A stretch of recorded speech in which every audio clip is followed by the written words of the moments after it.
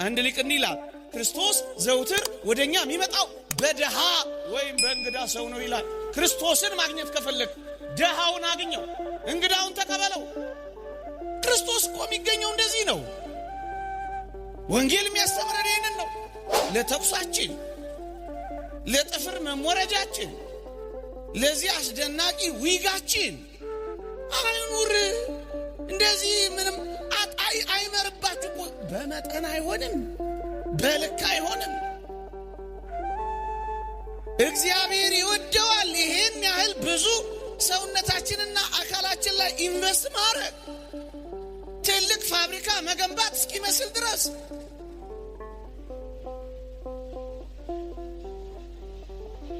የእግዚአብሔር ቃል እንዲህ ይላል፣ እግዚአብሔርን እንፈራለን ለሚሉ ሴቶች እንደሚገባ መልካም በማድረግ እንጂ በሹሩባና በወርቅ ወይም በእንቁ ወይም ዋጋው እጅግ በከበረ ልብስ አይሸለሙ ይላል እግዚአብሔር ቃል። መሸለም የሚፈልጉ ሴቶች በክርስቶስ ሙዑዛት ይሁኑ። ክርስቶስ ሽቷቸው ይሁኑ። ኤሌምኒጦስ ሊቁ እንደተናገረው በክርስቶስ መዓዛ ምዑዛት ይሁኑ እንጂ በሽቶችና በቆዳ ቅባቶች አይሁን ይላል። ደሃው በልቶ እንዲወዛ አድርጊው፣ አንቺም ደግሞ ከዚያ የተረፈውን በመጠን ሲሆን ፍጹም የሆነውን አኗኗር፣ ካልሆነ ደግሞ በመጠን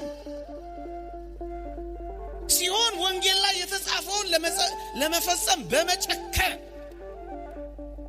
ካልሆነስ በመጠን በወርቅ በእንቁ ዋጋው እጅግ ውድ በሆነ ልብስ አይሸለሙ።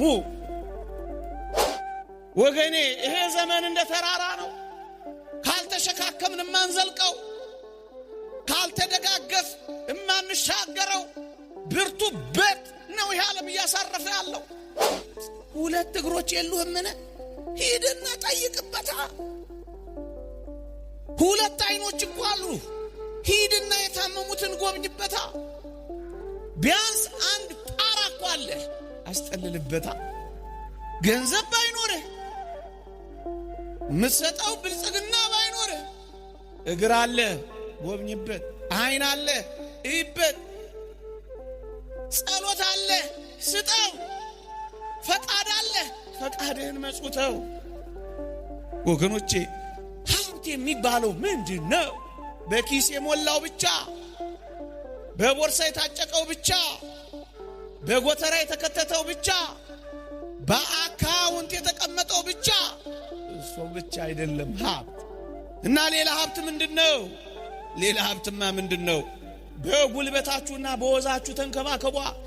እውነተኛ ክርስቶሳውያን መሆን የምትፈልጉ፣ እንደ ቅዱሳት አንስት እህቶች መኖር የምትፈልጉ፣ እግዚአብሔርን በዚህ ሕይወት ማክበር የምትፈልጉ፣ በጉልበታችሁ ልብሳቸውን እጠቡላቸው።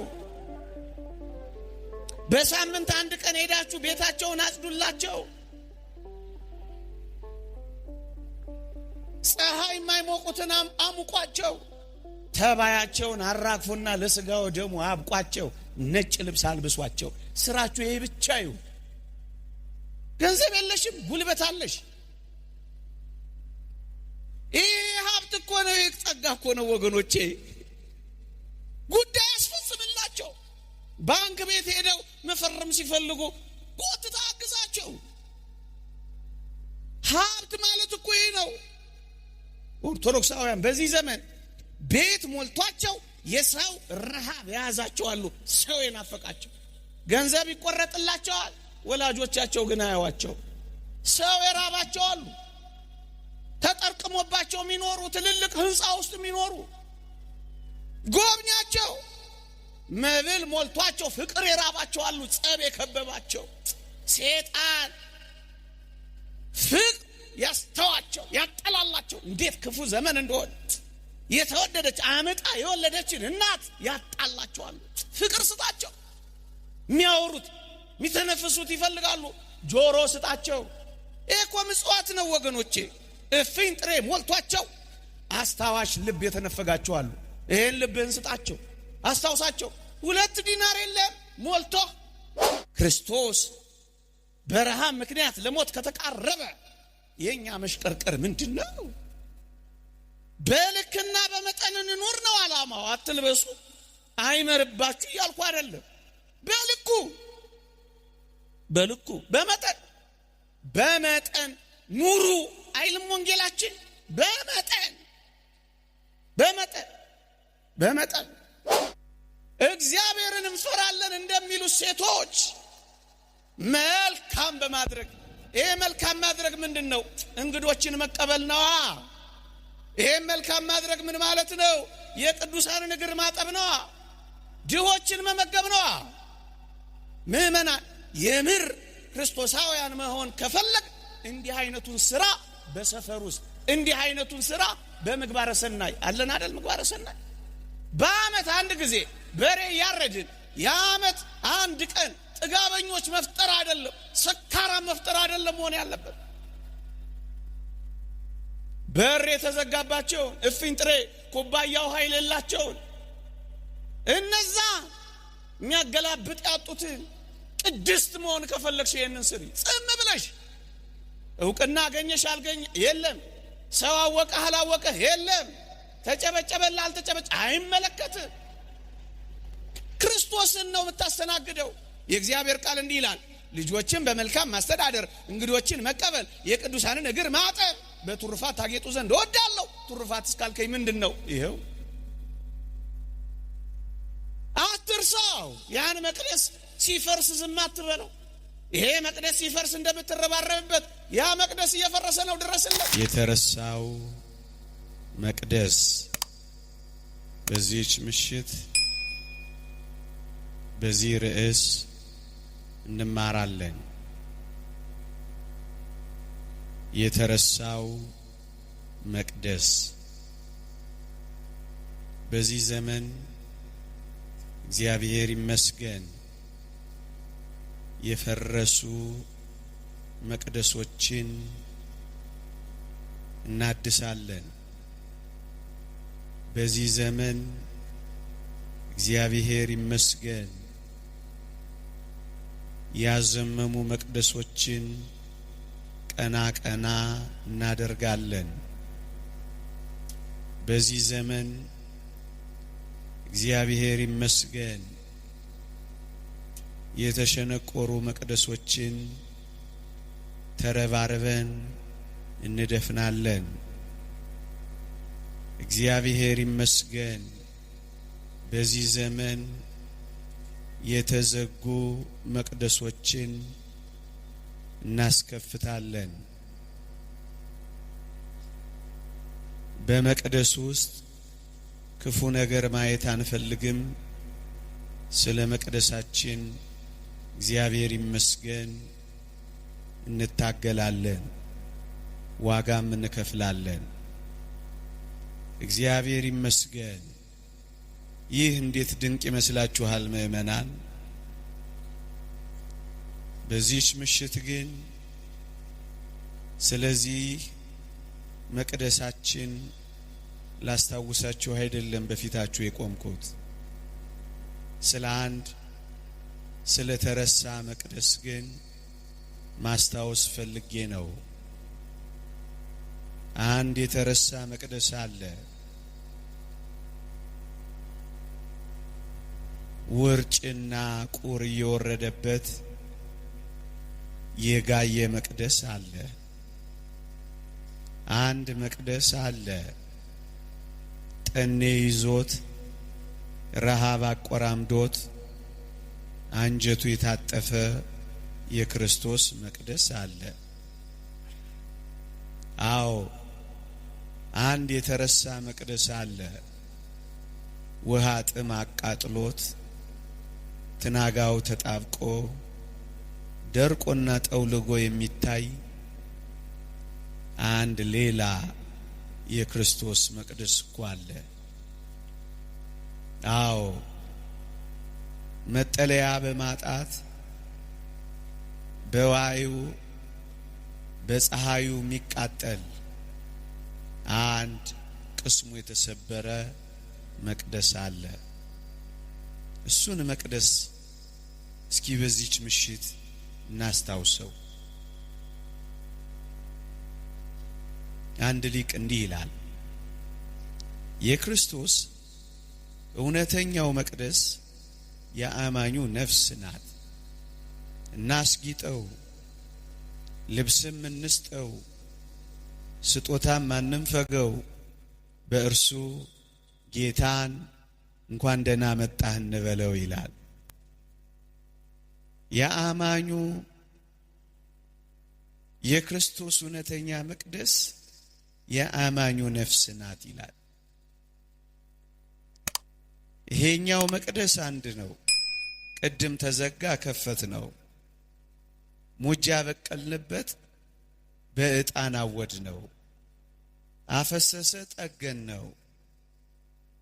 ፈረሰ ሰራ ነው። አዘመመ ቀን አደረግ ነው ያልኳችሁ እግዚአብሔር ይመስገን ብለን ያመሰገን ነው ይሄኛው መቅደስ ነው። ሌላኛው መቅደስ ምንድነው ካላችሁኝ፣ ሌላኛው መቅደስማ የክርስቶስ ሌላኛው መቅደስማ የአማኙ ነፍስ ናት ይላል።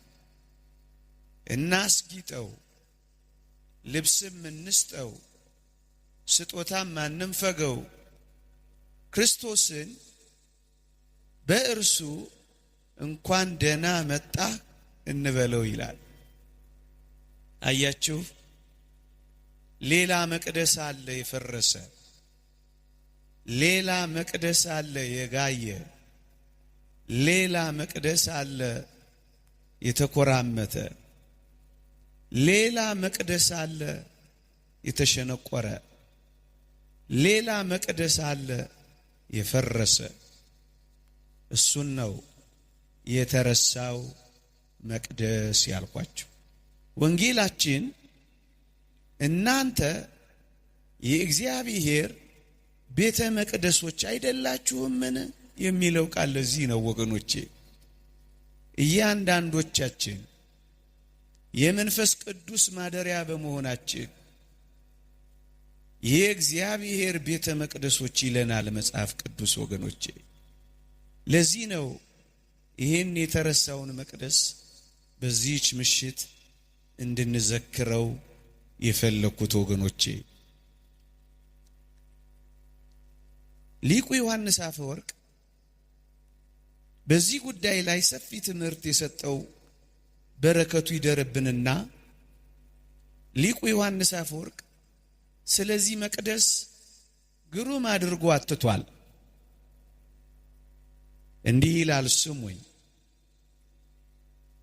ደሃው ወገንህ በረሃብ እየማቀቀ አንተ የጌታን ማዕድ መንበሩን በወርቅና በብር ዕቃዎች ብትሞላው ጥቅምህ ምንድነው ይላል። እዩ፣ ሁለት መቅደሶችን ያነጻጽራል ሊቁ። ደሃ ወገንህ በረሃብ ምክንያት እየማቀቀ አንተ ይሄኛውን መቅደስ መንበሩን በወርቅ ማስጌጥህ ጥቅሙ ምንድነው ይላል። ይቀጥላል።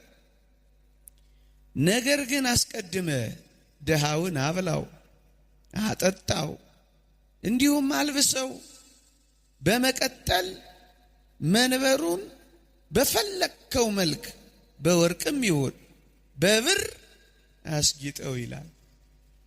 ይሄን እንድታስጌጠው አይከለክልህም፣ አታስጊጠው አይልህም፣ አስጊጠው። ግን ወገኔ ሆይ መጀመሪያ በረሃብ የወደቀውን፣ መጀመሪያ በጥም የተቃጠለውን፣ መጀመሪያ በማጣት የጠወለገውን፣ በተስፋ ማጣት የተኮራመተውን ደሃውን አብላው፣ ደሃውን አጠጣው፣ ደሃውን አልብሰው፣ አስጊጠው፣ ከዚያስ በፈለከው መልክ ይህንን አክብረው ይላል። ያኛውን መቅደስ እያሰብክ ይሄንን ደግሞ የበለጠ አክብረው ይላል። ይሄን መቅደስ ነው ላስታውሳችሁ የፈለኩት። እንደውም ይቀጥልና ምን ይላል? ለደሃው ለጥሙ ጠብታ ታክል ቀዝቃዛ ውሃ እንኳን ሳትሰጠው የወርቅ ጽዋን ስጦታ አድርገህ ለእግዚአብሔር ታመጣለታለህን ይላል። እንዴት ያለ ፌዝ ነው የሚል አይመስላችሁ? ለድሃው ቀዝቃዛ ጽዋ ውሃ ሳትሰጠው አንተ እዚህ መቅደሱን በወርቅ ጽዋ ማስጌጥህ እግዚአብሔር ይደሰትበታል ብለህ ነው ወይ እኮ ነው የሚለው። ይቀጥላል። አካሉን የሚሸፍንበትን እራፊ ጨርቅ ለድሃ ወገን ነፍገሃው መንበሩን በወርቅ ቅምጫ ጨርቅ በማስጌጥህ ከጌታ ዘንድ የረባ ዋጋ አገኛለሁ ብለህ ታስባለህ ይላል። ወይት ወደዳችሁ ኦርቶዶክሳውያን፣ ያኛው የክርስቶስ ሥጋ ነው። ምክንያቱም ድሆችን፣ አንካሶችን፣ ጉንድሾችን በዚህ ምድር ላይ ታናናሽ የሚባሉትን ክርስቶስ እኔ የሚላቸው ከሆነ ያኛው እኔ የሚባለው ክርስቶስ ተራቁቶ እዚህ መጥተ ደግሞ መንበሩን የምታለብሰው እንዴት ነው? ይሄን በወርቅ ማልበስ እኮ ጥሩ ነው፣ ግን ደግሞ ያኛውን ለምን አራቆትከው?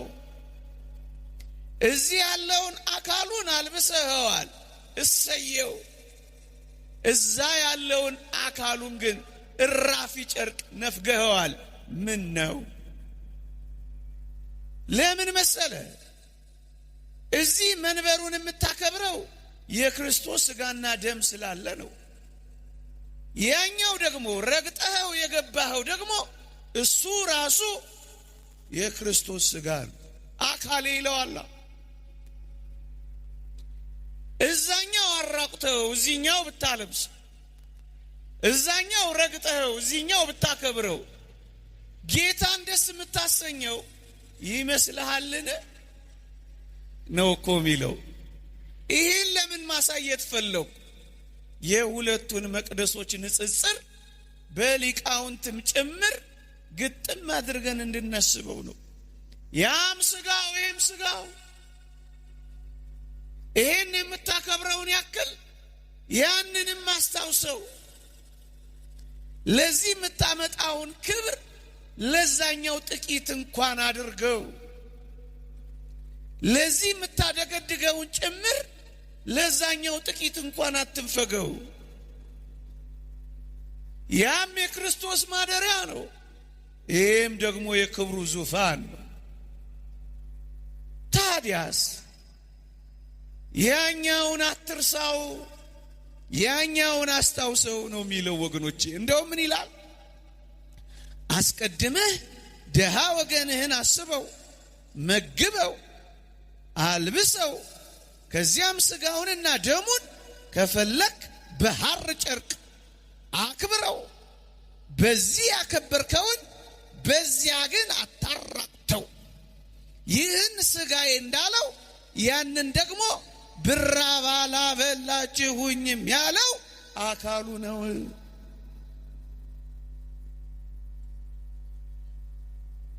የተረሳ መቅደስ ያለ አይመስላችሁ? ቀዝቃዛ ጽዋ ውሃ አጠጣውና ጉሮሮውን አንጀቱን አርካውና አንጀቱ የተጣበቀውን እንዲቆም አድርገውና ከዚያ በኋላ እዚህ መጥተህ በወርቅ ጽዋ አክብረው፣ አትርሳው ብሎ ነው የሚጀምረው። ኦርቶዶክሳውያን እስኪ የምር እንነጋገር። እንደ ክርስቲያን ደግሞም እንደ መንፈሳውያን ደግሞም ከፍ እንዳለ አእምሮ እንዳለው ኦርቶዶክሳውያን ደግሶቻችን፣ ተስካሮቻችን፣ በዓላቶቻችን፣ ዝክሮቻችን፣ የሙት ዓመት ተስካሮቻችን፣ የቤተ ክርስቲያን በዓላችን ቅድሚያ የሚሰጠው የመጀመሪያው ወንበር የሚለቀቀው ከተሰራው ምግብ ላይ እፍታው የሚሰጠው ለክርስቶስ ነው? እስኪ እንፈታተሽ። የእግዚአብሔር ቃል እንዲህ ይላል። ልብ ብላችሁ ስሙኝ። እንዲህ ይላል የእግዚአብሔር ቃል የሉቃስ ወንጌል ምዕራፍ 4 ቁጥር 12 ላይ ግብዣ ባደረክ ጊዜ ድሆችንና ጉንድሾችን፣ አንካሶችን፣ እውሮችንም ጥራ፣ የሚመልሱት ብድራት የላቸውምና ብፁዕ ትሆናለህ፣ በጻድቃን ትንሣኤ ይመለስልሃልና ይላል። ድግስ አላችሁ፣ ሰርግ አላችሁ፣ ልደት አላችሁ፣ ቀለበት አላችሁ፣ ምርቃት አላችሁ፣ ዝክር አላችሁ፣ ተስካር አላችሁ፣ የቤተ ክርስቲያን በዓላቶች እንኳን አላችሁን? እንግዲያውስ ድሆችን፣ ጉንድሾችን፣ አንካሶችን፣ የሚመልሱት የሌላቸውን ምስኪኖችን ጥሩበት ነው የሚለው። የፊቱን ወንበር ለክርስቶስ ልቀቁት፣ የምግቡን ጣፋጭ እፍታውን ለተወደደው ምስኪን ደሃ አቅርቡት። እስኪ ቤታችሁ እስከ ዛሬ ኑሯችንን እስኪ እንፈትሸው ወገኖቼ። ድሆችን ክርስቶስ እኔ የሚላቸው ከሆነ ድሆች የክርስቶስ መቅደሶችም ጭምር ከሆኑ የተወደዳችሁ ኦርቶዶክሳውያን እንግዲያውስ ክርስቶስ በዘበኛ እያባረር ነው አይደለምን? ደግሞ አለው እውነት እንነጋገር ከተባለ ክርስቶስ እኮ በዘበኛ ተባሯል። ክርስቶስ እኮ ወደ ድግሳችን እንዳይገባ በሩ ጥርቅም አድርገን ዘግተንበታል። አዎን ክርስቶስማ ፀሐይ ላይ አስጥተነውም አይደለም። ድሆችን ፀሐይ ላይ ማስጣት ክርስቶስን ፀሐይ ላይ ማስጣት እንደሆነ አታውቁምን? ድሆችን ማባረር ኢየሱስ ክርስቶስን ማባረር እንደሆነ አልተረዳነውምን? ዙፋን ላይ ያስቀመጠንን ጌታችንን ፀሐይ የጠጣ እርር ያለ ድንጋይ ላይ አስጥተነው የለምን? የተወደዳችሁ ኦርቶዶክሳውያን ድሆችን ከዋናው ማዕድ ገፈተርናቸው ማለት እኮ ኢየሱስ ክርስቶስን ከዋናው ማዕዳችን ገፍትረነው የለምን? እውነት እንነጋገር ከተባለ ድሆች እኔና እናንተ የጋጥነውን አጥንት አይደለም የሚበሉት? እጅግ በጣም የሚያሳዝነው እጆቻችንን የጠረግንባቸው የሶፍት ቅልቃዮች አይደሉምን ለክርስቶስ እየቀረቡ ያሉት? እፍታው ነው ለድሆች የሚሰጠው። ክርስቶስ ከዋናው ማዕድ ላይ ተገፍትሯል ያልኳችሁ እኮ ለዚህ ነው። እንደውም በዚች አዲስ አበባ የምር ክርስቲያኖች አይናችሁን ገልጣችሁ ካያችሁ ትርፍራፊ እንኳን ለድሆች መሰጠት አቆሟል። 4 ኪሎ ሜትር ትችላላችሁ። ትርፍራፊ ይቸበቸብና ይሸጥ ጀምሯል። ድሆች በነፃ የሚያገኙት ምንም ነገር ጠፍቷል። የተራረፈ ነገር እንኳን መሸጥ ጀምረናል። ጠግበን ስናበቃ ለድሆች መተው እንኳን አልሆን ብሎን በቴካዌ መሸከፍ ጀምረናል። ምን ነው ጨከን ወገኖቼ? ዓለም የምትጨክነው ሳይበቃ ክርስቲያኖችም ይጨካከናሉ። ዓለም እኮ በዚህ ዘመን ድህነት እየቀፈቀፈች ነው። ድሆችን እያባረረች እኮ ነው። ድሃን እየጠላች እኮ ነው ዓለም። ድሆች ምን ያደርጋሉ? ጥቂት ባለጠጎች ምድራችን ላይ ከኖሩ አይበቃም የሚል ርዕዮተ ዓለም እኮ ነው የሚያመጣው። እውነት ክርስቲያኖች በዓላቶቻችን፣ ድግሶቻችን፣ ዝክሮቻችን፣ ተስካሮቻችን እውነት ክርስቶስ አለበት አትብሎ አይደለም። ክርስቶስ ይታሰብበታል። ቤተሰባት ጋብዙ አይደለም። ቅድሚያ ምንም የሌላቸው ዘመዶቻችን ድሆች አይቀርሙ።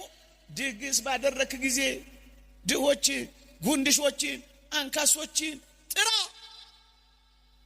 የሚከፍሉት የሚመልሱት ብድራት የላቸውምና እናስ በጻድቃን ትንሣኤ ይመለስልሃልና ለነሱ ቅድሚያ ስጥ ነው።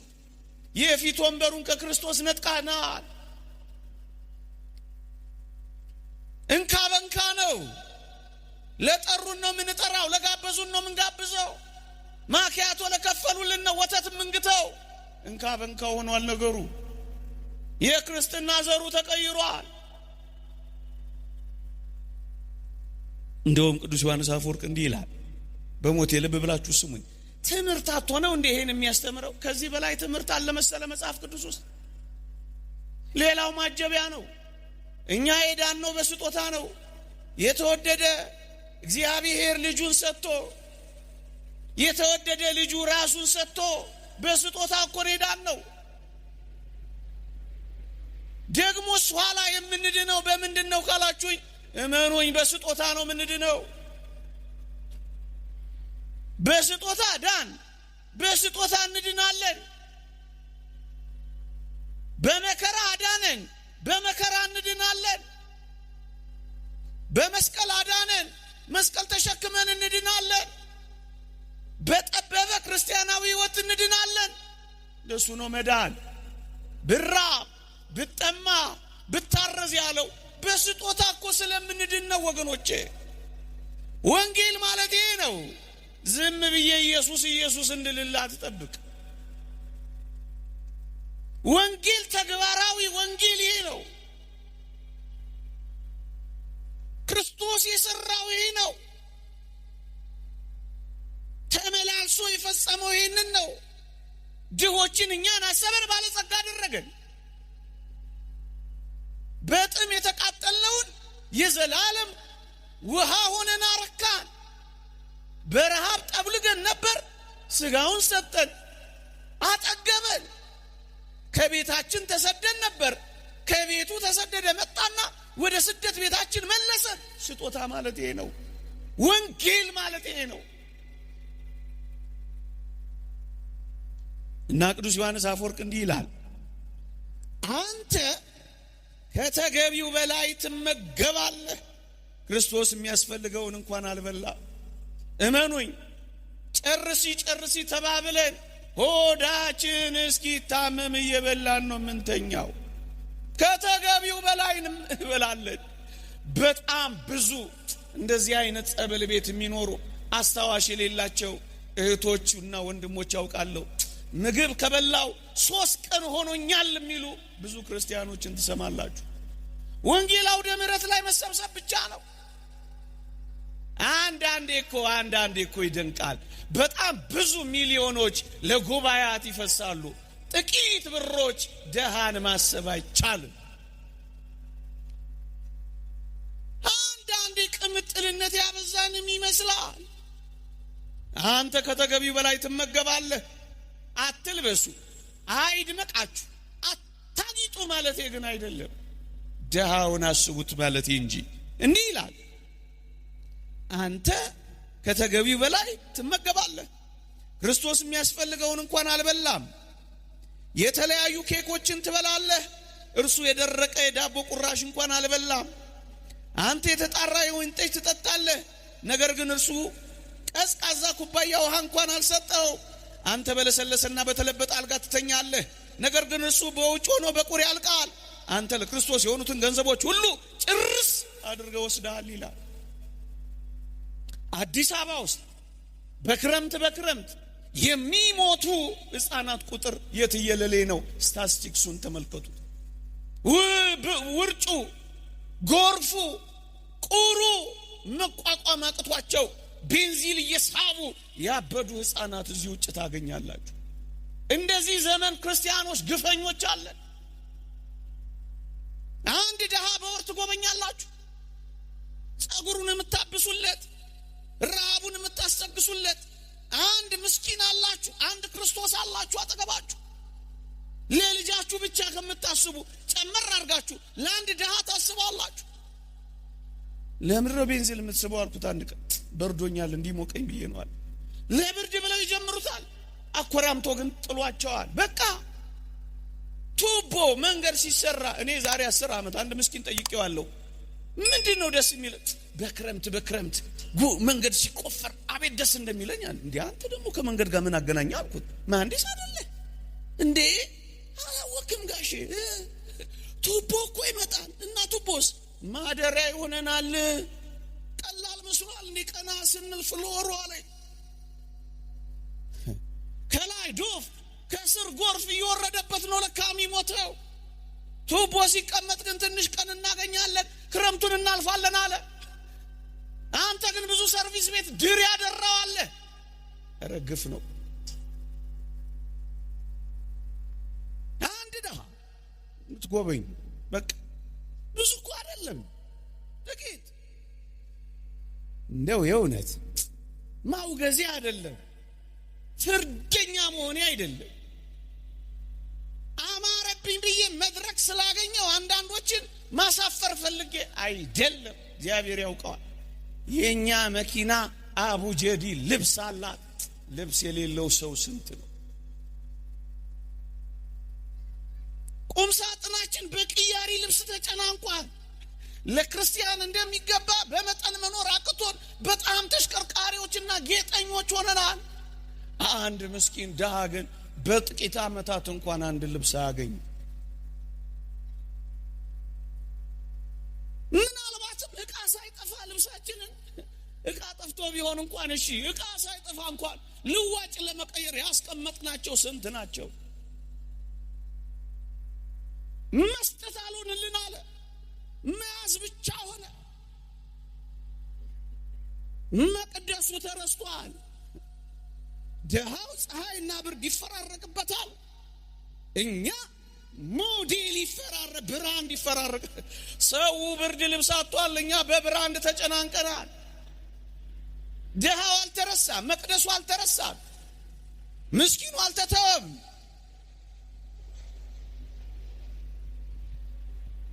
ደሃው ከዋናው ማዕድ ላይ ተገፍትሯል። እኛ በአንድ ማዕድ እንኳን ሳይቀር 3 ዲሾች ተክለናል። ስታርተር፣ ሜን ዲሽ፣ ከዛ ደግሞ ሶስተኛው ምንድነው?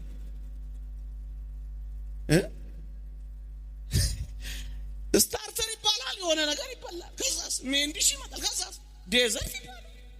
ዲዛስተር ነው፣ ዴዘርት ነው፣ ዲዘርት ነው። 3 ቀን አይበላ። እኛ በአንድ ዲሽ 3 ምግብ አትብሉ እያልኩ እኮ አይደለም። ምን አለ አንዱን ለድሃው ብትሰጡት እኮ። የት አለች ወንጌል? የት አለች ክርስትና?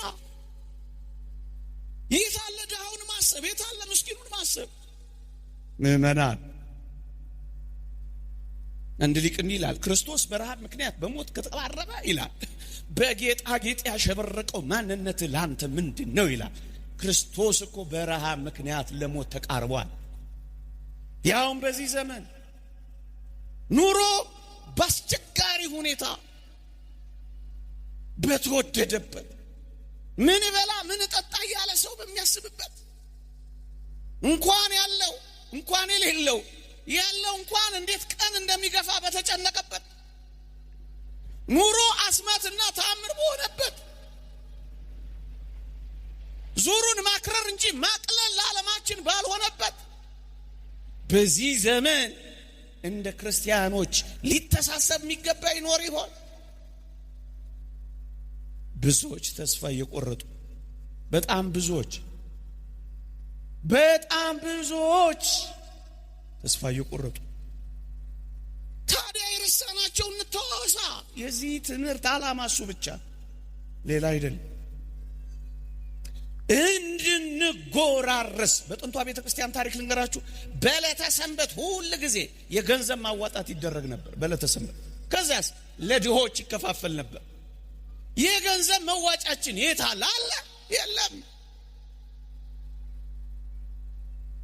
እስኪ ሰብሰብ በሉና ምንጣፍ የምታነጥፉ ሰዎች አሁን ይቀየርና ምንጣፉ ሚኑር፣ ግን ደግሞ ሐሳባችን ቀየር ብለን ለዚህ ለምስኪን ድሃ ጎዝጉዙለት እንዲበላ።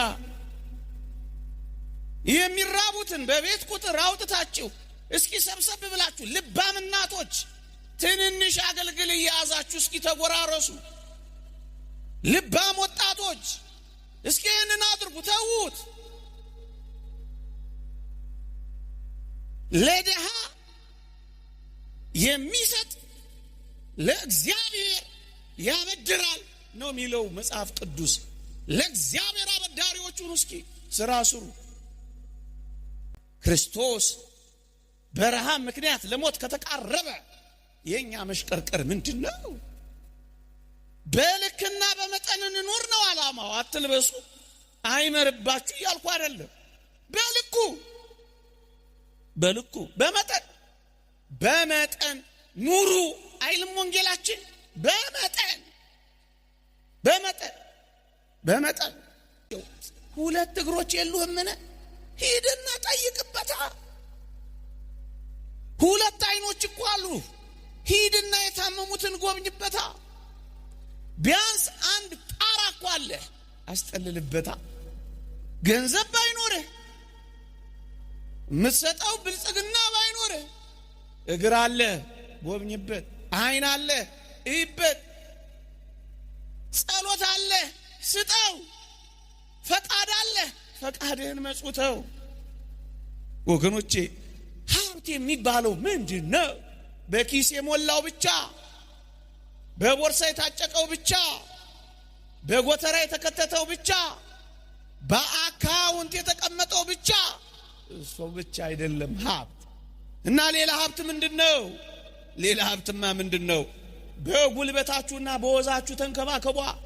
እውነተኛ ክርስቶሳውያን መሆን የምትፈልጉ፣ እንደ ቅዱሳት አንስት እህቶች መኖር የምትፈልጉ፣ እግዚአብሔርን በዚህ ህይወት ማክበር የምትፈልጉ፣ በጉልበታችሁ ልብሳቸውን እጠቡላቸው።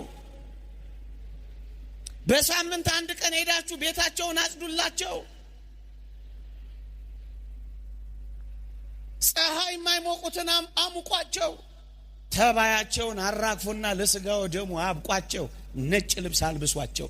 ስራችሁ ይሄ ብቻ ይሁን። ገንዘብ የለሽም፣ ጉልበት አለሽ። ይሄ ሀብት እኮ ነው፣ ጸጋ እኮ ነው ወገኖቼ። ጉዳይ አስፈጽምላቸው። ባንክ ቤት ሄደው መፈረም ሲፈልጉ ጎትታ አግዛቸው። ሀብት ማለት እኮ ይሄ ነው። ኦርቶዶክሳውያን በዚህ ዘመን ቤት ሞልቷቸው የሰው ረሃብ ያዛቸዋሉ። ሰው የናፈቃቸው ገንዘብ ይቆረጥላቸዋል፣ ወላጆቻቸው ግን አያዋቸው። ሰው የራባቸዋሉ፣ ተጠርቅሞባቸው የሚኖሩ ትልልቅ ህንፃ ውስጥ የሚኖሩ። ጎብኛቸው። መብል ሞልቷቸው ፍቅር የራባቸዋሉ፣ ጸብ የከበባቸው። ሴጣን ፍቅር ያስተዋቸው ያጠላላቸው። እንዴት ክፉ ዘመን እንደሆነ የተወደደች አመጣ የወለደችን እናት ያጣላቸዋል። ፍቅር ስጣቸው። የሚያወሩት የሚተነፍሱት ይፈልጋሉ። ጆሮ ስጣቸው። ይሄ እኮ ምጽዋት ነው ወገኖቼ። እፍኝ ጥሬ ሞልቷቸው አስታዋሽ ልብ የተነፈጋቸዋሉ። ይሄን ልብህን ስጣቸው፣ አስታውሳቸው። 2 ዲናር የለም ሞልቶ ለምንድን ነው ሌሎቹንም እንዴ አታውቅም? እንደ አውሮፓውያን ለውሻ እኮ በአመት $8 ቢሊዮን እኮ ነው ለውሻ ምግብ የሚያወጡት። ታዲያስ እነሱን ወቀስሽ? እኛስ ለተኩሳችን፣ ለጥፍር መሞረጃችን፣ ለዚህ አስደናቂ ዊጋችን አይኑር።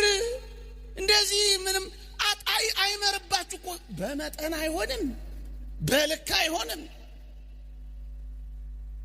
እግዚአብሔር ይወደዋል ይሄን ያህል ብዙ ሰውነታችንና አካላችን ላይ ኢንቨስት ማድረግ፣ ትልቅ ፋብሪካ መገንባት እስኪመስል ድረስ።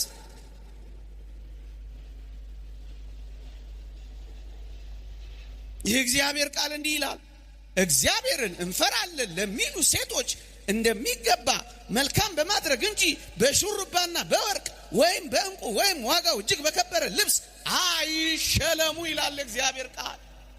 መሸለም የሚፈልጉ ሴቶች በክርስቶስ ሙዑዛት ይሁኑ። ክርስቶስ ሽቷቸው ይሁኑ። ኤሌምኒጦስ ሊቁ እንደተናገረው በክርስቶስ መዓዛ ሙዑዛት ይሁኑ እንጂ በሽቶችና በቆዳ ቅባቶች አይሁን ይላል። ደሃው በልቶ እንዲወዛ አድርጊው። አንቺም ደግሞ ከዚያ የተረፈውን በመጠን ሲሆን ፍጹም የሆነውን አኗኗር፣ ካልሆነ ደግሞ በመጠን ሲሆን ወንጌል ላይ የተጻፈውን ለመፈጸም በመጨከን፣ ካልሆነስ በመጠን በወርቅ በእንቁ ዋጋው እጅግ ውድ በሆነ ልብስ አይሸለሙ። እግዚአብሔርን እንፈራለን እንደሚሉ ሴቶች መልካም በማድረግ ይሄ መልካም ማድረግ ምንድን ነው? እንግዶችን መቀበል ነዋ። ይሄ መልካም ማድረግ ምን ማለት ነው? የቅዱሳንን እግር ማጠብ ነዋ። ድሆችን መመገብ ነዋ። ምእመናን የምር ክርስቶሳውያን መሆን ከፈለግ እንዲህ አይነቱን ስራ በሰፈር ውስጥ እንዲህ አይነቱን ስራ በምግባረ ሰናይ አለን አይደል? ምግባረ ሰናይ በአመት አንድ ጊዜ በሬ ያረድን የአመት አንድ ቀን ጥጋበኞች መፍጠር አይደለም፣ ሰካራም መፍጠር አይደለም መሆን ያለበት። በር የተዘጋባቸውን እፍኝ ጥሬ ኩባያ ውሃ የሌላቸውን እነዛ የሚያገላብጥ ያጡትን ቅድስት መሆን ከፈለግሽ ይሄንን ስሪ። ጽም ብለሽ እውቅና አገኘሽ አልገኘ የለም፣ ሰው አወቀ አላወቀ የለም፣ ተጨበጨበላ አልተጨበጨ አይመለከትም። ክርስቶስን ነው የምታስተናግደው። የእግዚአብሔር ቃል እንዲህ ይላል፣ ልጆችን በመልካም ማስተዳደር፣ እንግዶችን መቀበል፣ የቅዱሳንን እግር ማጠብ፣ በትሩፋት ታጌጡ ዘንድ እወዳለሁ። ትሩፋት እስካልከኝ ምንድን ነው? ይኸው አትርሳው። ያን መቅደስ ሲፈርስ ዝም አትበለው። ይሄ መቅደስ ሲፈርስ እንደምትረባረብበት ያ መቅደስ እየፈረሰ ነው። ድረስለት፣ ሩጥለት፣ ገስግስለት። አትርሳው። ያውም እንዲህ ባለ ከባድ ዘመን። እንደውም ሲራክ ምንድን ነው የሚለው? ምዕራፍ 11 ቁጥር 4 ላይ በልብስ ጌጥ አትታበይ፣ በከበርክበት ወራት ራስን አታኩራ ይላል። በልብስ ጌጥ መታበይ አይደለም። ይልቅስ ቅዱሳንን በማገዝ ሕፃናት እነዚያን ምስኪኖች ድሆችን በመንከባከብህ እንዴ የአዲስ አበባን ብቻ አይደለም የኢትዮጵያውያንን ሸክም ሁሉ የተሸከመ አንድ ሰው አታውቁም?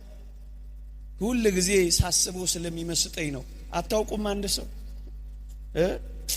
ዓለም እንደ ጠራጊ ጉድፍ ተጠቅማ የጣለቻቸውን ሰዎች ሁሉ የሚሰበስብ አንድ ሰው አታውቁም? ቱቦ የተጣሉትን ሰዎች የሚሰበስብ ቤተሰብ የታከተውን የሚሸከም አንድ ሰው አታውቁም? አታውቁም? አታውቁም? ይሄ በነፍስ ወከፍ ቢሰራ አገር ባዳነ ነበር ወገኖች። የአገርን ዋጋ የተሸከመ አንድ ሰው አይታያችሁ እንዴ? ባይቀረጽ ደስ ይለኝ ነበር። ይሄ መቆም አይችልም፣ ብዙዎችን ግን ያቆማል። አይችዋል። መቀመጥ አይችልም፣ ብዙዎችን ግን ከወደቁበት አንስቷል። መብላት አይችልም፣ ብዙዎችን ግን ረሃባቸውን አጥግቧል። ወንጌል ይላል ይሄ ነው። በቃ እየቀለጠ የሚያበራ ወንጌል ይላል ይሄ ነው።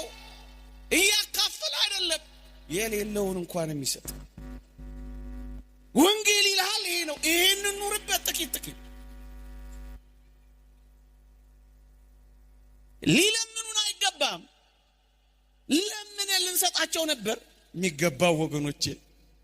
መኩራት የነበረብን በልብሳችን የምንታበይ እኛ አልነበርም መሆን የነበረብን። መኩራት የነበረባቸው እነዚህ ነበር። ለምን ልንሰጣቸው የሚገባ? የመኪናችንን መስኮት ልንዘጋባቸው አይገባም ነበር። ሽታቸው አያሸሸንም ነበር። ማን ያጠባቸው? ማን ነው በር የከፈተላቸው? ማን ነው አባከና ያላቸው? ሕይወት የታለች? ወንጌል የታለች? ክርስትና የታለች? አንድ ሊቅ እንዲህ ይላል፣ ክርስቶስ ዘውትር ወደኛ የሚመጣው በደሃ ወይም በእንግዳ ሰው ነው ይላል። ክርስቶስን ማግኘት ከፈለግ ደሃውን አግኘው፣ እንግዳውን ተቀበለው። ክርስቶስ እኮ የሚገኘው እንደዚህ ነው። ወንጌል የሚያስተምረን ይህንን ነው።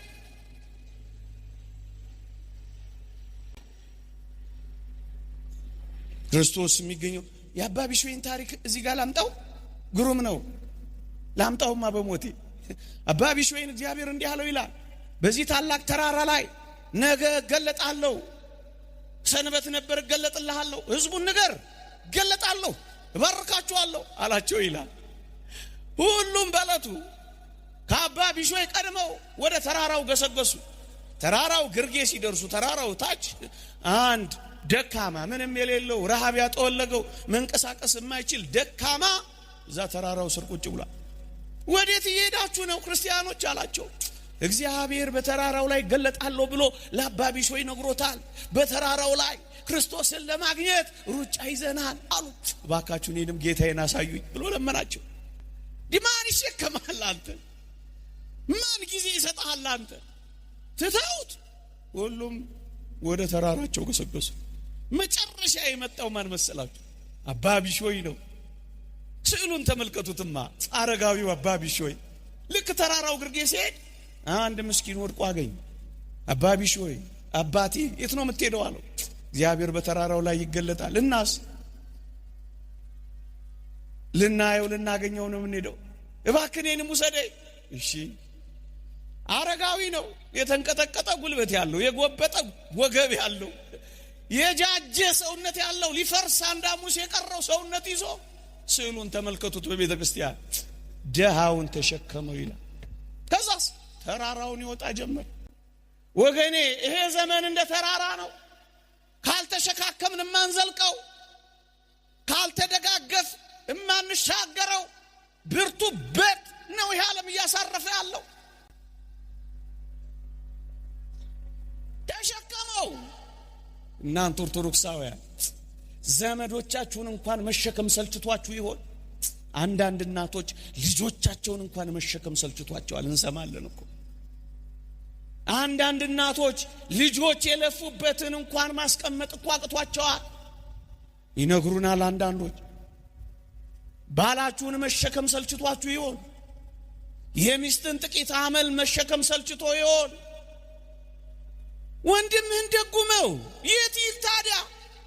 ተስፋ እንዳይቆርጥ አንተ ኑርለት። አንተ ለሱ ብትኖር ምንድነው የሚሆነው? ብታጣ እኮ የሆነ ነገር ነው ብታጣው። ወንድምህን ግን ከሞት ታተርፈዋለህ፣ ትሸከመዋለህ። ስንቶቻችንን መሸከም ችላችኋል? እየተሸካከምን ነው ወይስ እየተጣጣልን? እየተጋገዝን ነው እየተገዛገዝን? እየተቃቀፍን ነው እየተገፈታተርን? ማንን ተሸክመሃል አንተ? እርግጥ ኢትዮጵያውያን በጣም አስገራሚ። እኔ እንደው ከፍ አድርጌ ልናገረው እንጂ አውቃለሁ፣ እናውቃለን። አንዳንድ አባቶች፣ ኧረ ብዙ አባቶች እናውቃለን። ምን ያደርጋሉ? ጥቅጥቅ አድርገው ለልጆቻቸው ምሳ ሳህን ይቋጥሩና እነሱ ግን ባዶ ምሳ ሳህን ይዘው የሚሄዱዋል። እየሰማችሁኝ ነው? አንዳንድ እናቶች አሉ ሳይበሉ ለልጆቻቸው አጉርሰው የሚጨርሱ። እነሱስ አንጀታቸው ተጣብቆ ሌሊቱን የሚያድሩ አሉ። አውቃለሁ ስለ አንድ አባት የሚነገረው። እንደዚህ ያረግና መስሪያ ቤት ሲሄድ በፌስታል ምሳ ሳህን ይዞ ይሄዳል። ጓደኞቹ ና እንብላ ሲሉት እኔ ትንሽ ቆይቼ ነው የምበላው ይላል። ከፌስታሉ ሳይወጣ አውቆ በፊታቸው ይመላለሳል ምሳ እንደያዘ ሰው። አቤት አስደናቂ ሰርቪስ እያዘጋጁ ለልጆቻቸው በእግር የሚኳትኑ ስንቶች አሉ። ወንጌል ማለት እኮ ይሄ ነው። ልጁ እንዳይሳቀቅ እሱ እየተሰቀቀ የሚኖር አባወራ ነው ያለው። ይሄ ደስ ያሰኛል። ተሸካክመው የሚኖሩ አሉ ልላችሁ ነው። መሸከም ልሙድ። ለምን እንደማይሰራ ምን እናውቃለን? ምን ትግል እንዳለበት ምን እንረዳለን? አትሰራም አንተ ጉልበት አለ ስታየው ያለ ይመስላል፣ ግን ላይኖረው ይችላል። ምን እንደተያዘ በምን እንደሚኖር ምን እናውቃለን? ስካነር የለንም የምናውቅበት። ምንም ይሁን መሸካከም እንልመድ። ተሸክሞ ትወጣላችኋል። ግድ የለም ተሸክመሽ ጉበጪ። ግድ የለም ተሸክመን ቢሆን ጉበጥ፣ እግዚአብሔርን ታገኘዋለህ። ክርስቶስ በተራራ ላይ ይገለጣል፣ ይዞት ሄደ። እነዛ ምእመናን ቢጠብቁ እግዚአብሔር የለም፣ ቢጠብቁ እግዚአብሔር የለም፣ ቢጠብቁ ክርስቶስ አይታይም። ከዚያስ ድምፅ መጣ። ምን የሚል? አባ ቢሾይ የታለ እያለ አባ ቢሾይ ተጨነቀ። ልታሳፍረኝ ነው ታዋርደኝ ነው አለው። አይደለም እናስ አንተ የተሸከምከኝ እኔ ነኝ አይለው መሰላችሁ? እየሰማችሁ ነው? ክርስቶስ በድሃ ወይም በእንግዳ ሰው ይገኛል የሚለውን ለማሳየት ነው ታሪክ ያመጣው። ተሸከሙ ክርስቶስ ነው።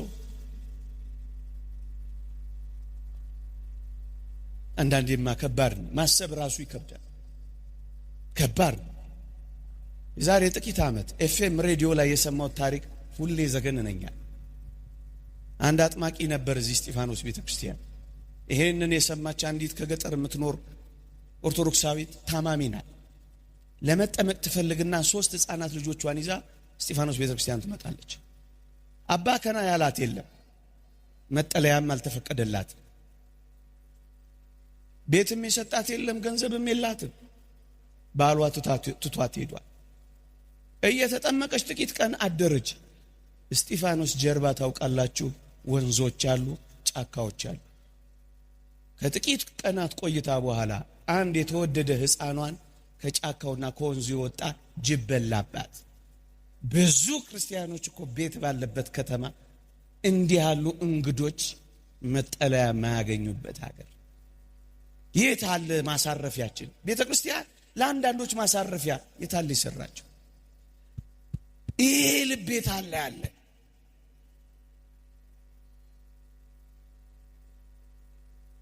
እውነት ወንጌል አለች፣ እውነት ክርስቶስ አለ እስኪ ያስብል ድረስ ጭው የሚያደርግ ጆሮን ዜና መስማት እንዴት ይከብዳል። ይሄ በደንብ ነው የተሰማው። አንዳንዶች እኮ ክርስቲያን ሳይሆኑ እኮ እንደዚህ የሚሰሩ ሰዎች አሉ። ልብ ያላችሁ ክርስቲያኖች እስኪ እንጀምረው፣ ጥቂት እንጀምር። የምገባ ማዕከላት የሉንም። ምንም የሌላቸውን ሰዎች የሚመግብ ማዕከል አንዳንድ አጥቢያዎች አርብ የሚመግቡ አሉ፣ ሊደነቁ የሚገባቸው። እስኪ ተግባራዊ እናድርገው። የሰፈር እናቶች ሰብሰብ በሉና 3 ሰው ለምን አትመግቡ? አንድ ሰው ለምን አትመግቡ? አንድ እናት ለምን አትመግቡ? የመጦሪያ ዘመኗን ተኮራምታ የምትሞት አንዲት እናት ዓለም ልሙላት እስኪ እንዴ! ፈረንጆቹ እንኳን ይሄን እንደሚያረው አታውቁ? ሃይማኖት እምነት የሌላቸው እንኳን ሁሉንም የክርስቶስን ገንዘብ ጭርስ ማድረግ አለብን። አንዳንዶች ይሄን ሁሉ የምትሰብከው 5 ደቂቃ መጠቅለያ አድርገው ይሄንን ሁሉ የምታወራው ይሄንን ሁሉ የምትሰብከው እኛ እኮ ራሳችን እኮ ድሆች እኮ ነን። ምን ትጮህብናለህ ልትሉኝ እንደምትችሉ ግን እገምታለሁ። ምን አለንና ነው ምን የምንሰጥ? እኛ እንኳን እኮ ምን ኖረው በአስማት ነው ልትሉኝ እንደምትችሉ እገምታለሁ። ግን የእግዚአብሔር ቃል እንዲህ ይላችኋል። ሊቁም ዮሐንስ አፈወርቅ እንዲህ ያስተምራችኋል። ምን ኖሮን ነው ካልበለጸግን እንዴት አድርገን ነው ምን ሰጠው እንዳንል እንዲህ ይለናል። በረከቱ ትደርብንና ሊቁ ቅዱስ ዮሐንስ አፈወርቅ እንዲህ ይላል። ድህነትህ የቱንም ያህል ቢሆን 2 ዲናር የለህምን ይላል። ያቺን ሴት ያስታውሳል። በምኩራብ ጌታ ያያት 2 ዲናር ብቻ አላት። እሷኑ በሙዳይ ውስጥ የከተተች ያቺን ሴት ያስታውስና ሊቁ ዮሐንስ አፈወርቅ 2 ዲናር እኮ አለ ይላል። ከዛስ እነዚህ 2 ዲናሮች ምንድናቸው? 2 እግሮች የሉህምን? ሄደና ጠይቅበታ። 2 አይኖች እኮ አሉ። ሂድና የታመሙትን ጎብኝበታ። ቢያንስ 1 ጣራ እኮ አለ፣ አስጠልልበታ። ገንዘብ ባይኖርህ የምትሰጠው ብልጽግና ባይኖርህ እግር አለ፣ ጎብኝበት። አይን አለ፣ እይበት። ጸሎት አለ፣ ስጠው። ፈቃድ አለ፣ ፈቃድህን መጽውተው።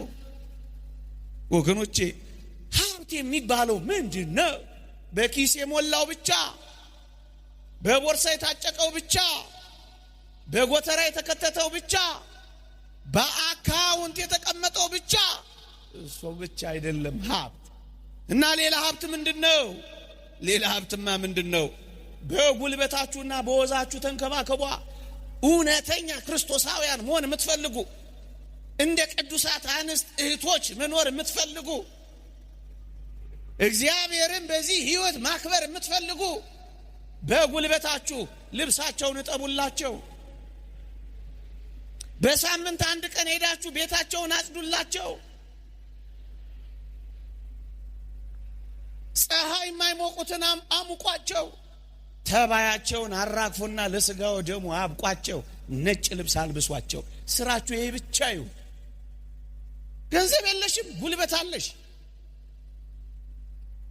ይሄ ሀብት እኮ ነው፣ ጸጋ እኮ ነው ወገኖቼ።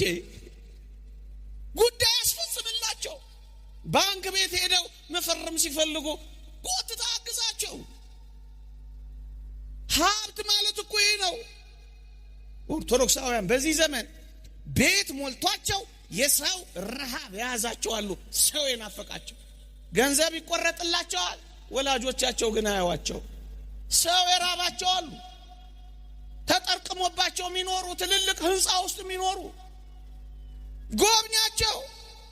መብል ሞልቷቸው ፍቅር የራባቸው አሉ። ጸብ የከበባቸው ሰይጣን ፍቅር ያስተዋቸው ያጠላላቸው። እንዴት ክፉ ዘመን እንደሆነ የተወደደች አመጣ የወለደችን እናት ያጣላቸዋል።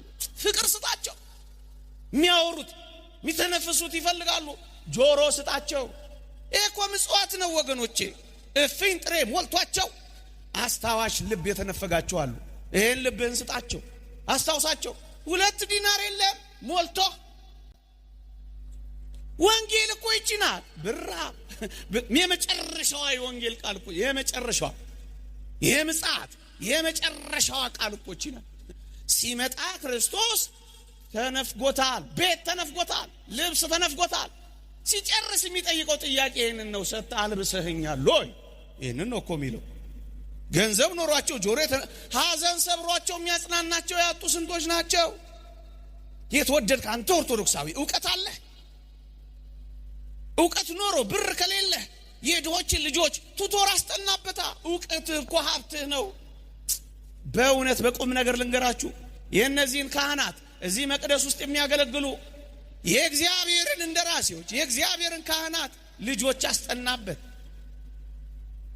እናንተ እናቶቼ የካህናትን ኑሮ ሚስቶቻቸውን በመደጎም አቆሙበት። እነሱን ማቆም ክርስትናን ማቆም ነው። ካህናትን መደገፍ መቅደሱን መደገፍ። ዲያቆናትን ዳሩበት። እቅጩ ልንገራችሁ፣ ምን እንደዚህ ይሆናል? አትሙት። ይልቅስ ለክብረ ክህነት እንዲበቃ ትንሽ አዋጡና እንደ ፕሮፖዛልም ውሰዱት ከፈለጋችሁ። እቃሙ ምን አርጌ ነው ማገባው ብሎ ተጨንቆ ስንት የሚዋትት እኮ ምስኪን አለ። ድረሱለት ሰብሰብ ብላችሁ።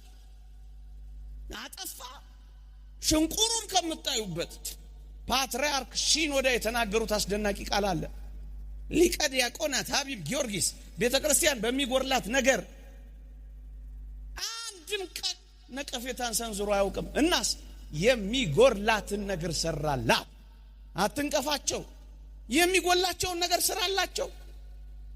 በሽንቁሩ በኩል ቁምለት፣ በቀዳዳው በኩል ሸፍንለት። ሳንሸፋፈን እንገላለጣለን፣ ሳንደጋገፍ እንጣጣላለን። አለ እውቀት ስራበት።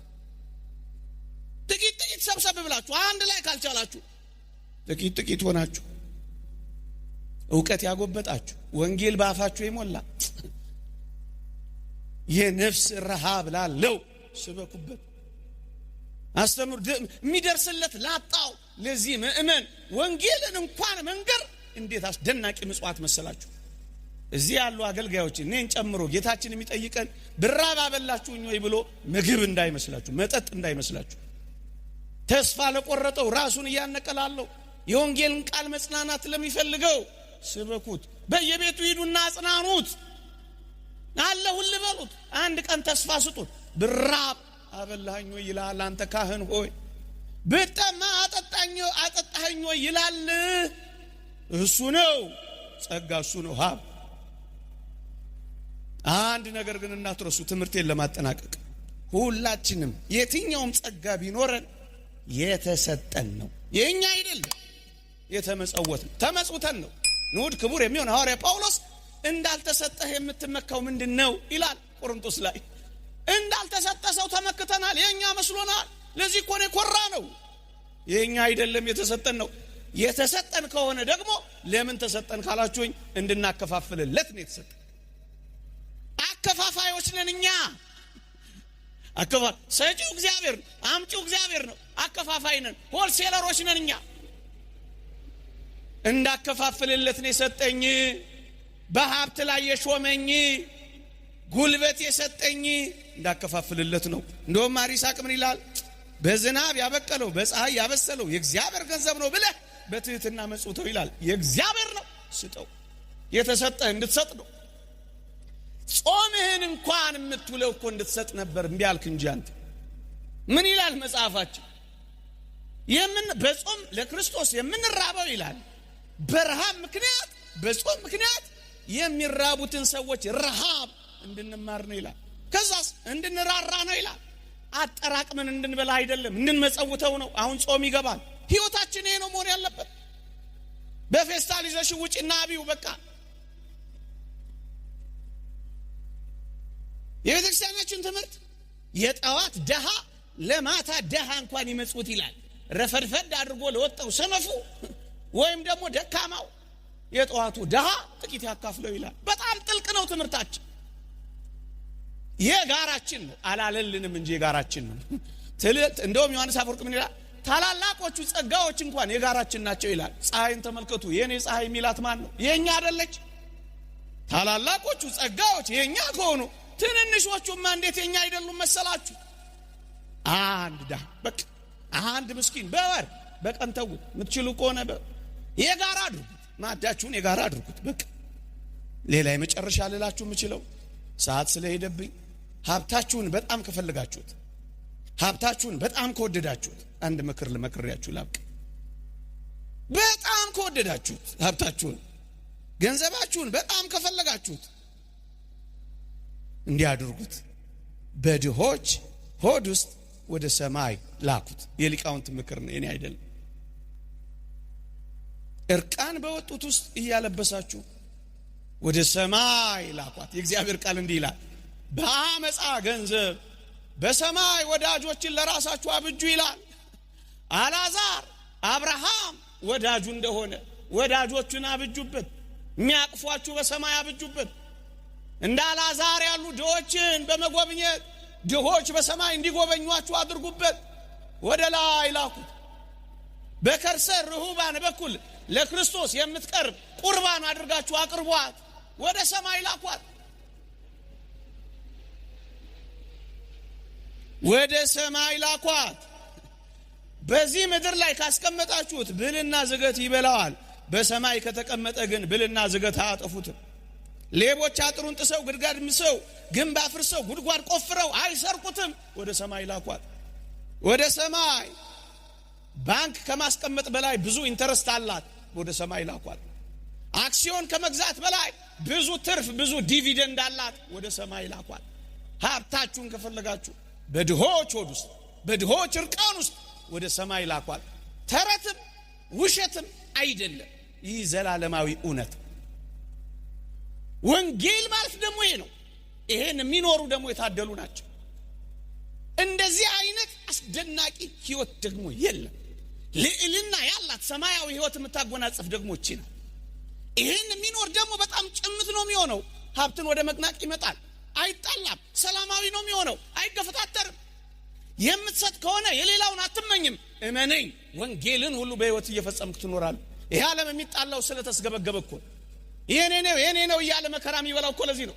የአፍሪካውያንን ሀብትና ማዕድን ተቀራምቶ በጦርነት የሚያጫርሳቸው እኮ ይሄ ዓለም ለዚህ ነው። አልገባችሁም ከሆነ አላውቅም።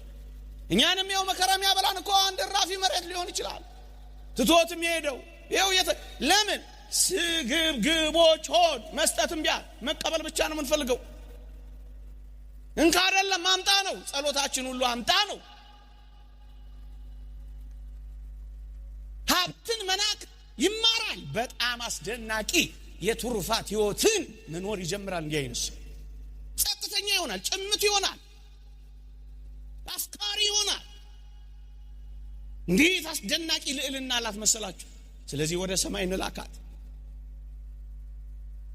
ወደ ሰማይ መልአከ ብርሃን ሰላማ የሚባሉ ነበሩ ይባላል። ይህን ነግሬያችሁ ላብቅ። በጣም ሰጪና አካፋይ ናቸው። ሲያገኙ 10 ካገኙ 5ቱን ያካፍላል፣ ከዛ በላይ ይሰጣል። እና ምን አሏቸው? ይሄ ሰውዬ ሀብቱን እንዴት ቢጠላው ነው የሚበትነው አሏቸው። በተነ ለምስኪኖችም ሰጠ የሚለውን የወንጌል ቃል ነው የፈጸሙት እሳቸው። ሌሎች ግን ምን አሏቸው? ለራሱ ማያቅ አንቆ ማስተዳደር ሲገባው ሰጥቶ ሚደህየው ብለው አሟቸው። እሳቸው ምን ብለው እንዴት ብትጠላው ነው ሀብትህን እንዲህ የምትበትነው አሏቸው አሉ። መልአከ ብርሃን ሰላማ ምን ብለው መለሱ አሉ? እኔም ልጆቼም ኋላ ወደ ምን ሄድበት መጨረሻ ወደ ምናርፍበት ወደ ባችን አስቀድሜ ሀብቴንና ንብረቴን ብሰደው ጠላሁት ወይስ ወደድኩት አሏቸዋል። አውሮፕላኑን የሰማችሁት እኔን የሰማችሁ ምን አላችሁ? እናንተ መቼም ጀግኖች ናችሁ። እዚህ አካባቢ ያለ ህዝብ ከድሮ ጀምሮ እዚህ ደጅ ጠናለው እዚህ አካባቢ ባንክ ሰራ ነበር። ይሄ አውሮፕላን እንዴት ነፍስ እንደሚሰቀጥጥ እንጂ ይሄን የታገሳችሁ መቼም ብዙ ጩኸትን ትታገሳላችሁ። እናንተ ሰምታችሁኛል። አላህ ወይስ ወደድኩት አላችሁ። ምን ቢለ እኔም ልጆቼም ኋላ ወደ ምን ሄድበት አስቀድሜ በሰደው ወደድኩት ወይስ ጠላሁት አላቸው። ወደዱት ወይስ ጠሉት?